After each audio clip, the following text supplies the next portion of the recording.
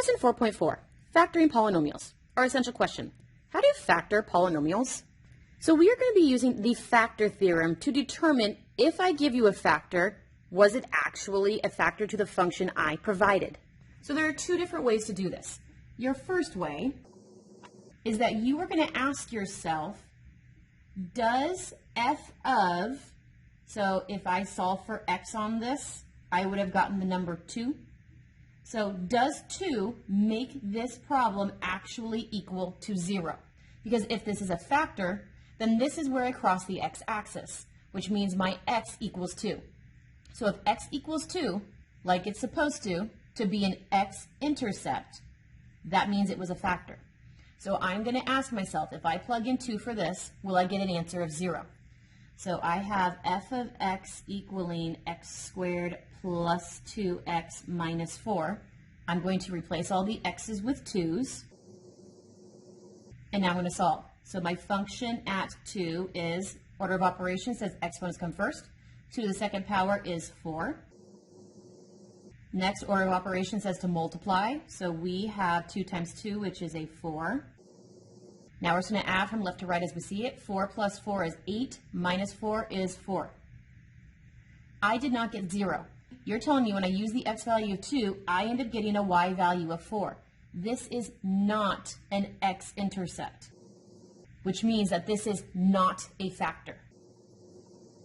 So since it does not equal 0, that means that the x minus 2, the 0, the factor they gave me, is not a factor to the function. So let's take a look at this again. If this is a factor, then it is a 0. If it is a 0, then you're telling me it equals 0, which means that you are telling me that x is 2, which is where the 2 came from.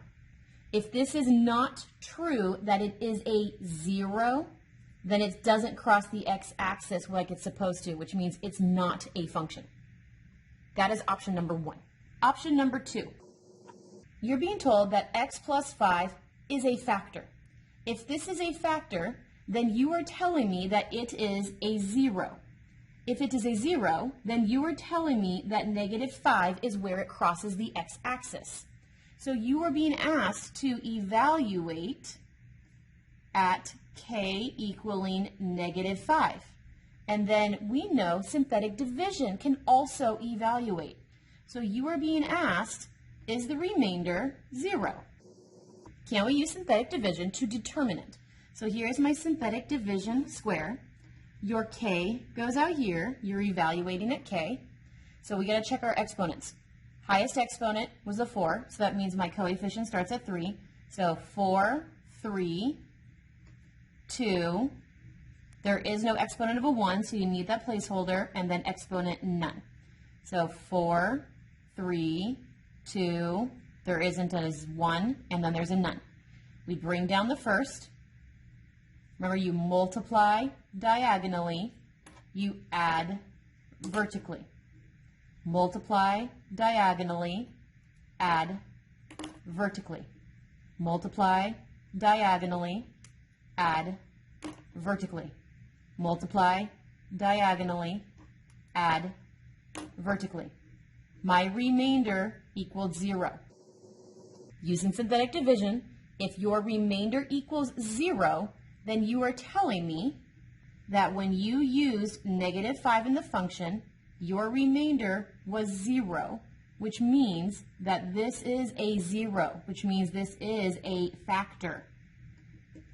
So if you look at the two options, they are both asking you to evaluate the 0 that they gave you.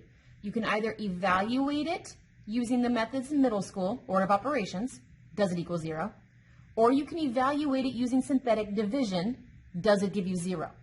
If it doesn't give you 0 as your final answer, then it is not a factor. If it does give you 0 as your final answer, then it is a factor. There are 2 problems left on the page. Please do these 2 problems for independent practice.